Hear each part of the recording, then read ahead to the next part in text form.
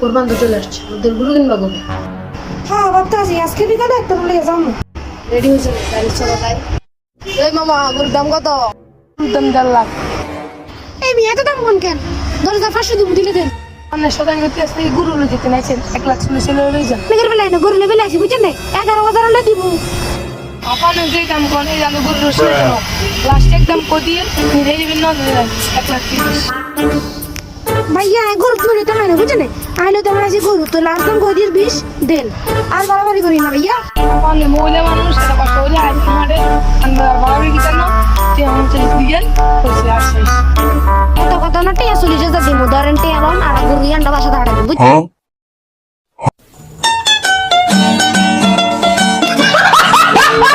কোরবান তো চলে আসছে, ওদের গুরু কিনবা কবে? হ্যাঁ ভাবতে আছি আজকে বিকালে একটা বলে যাবো। রেডি হয়েছে না? গাড়ি চলো তাই।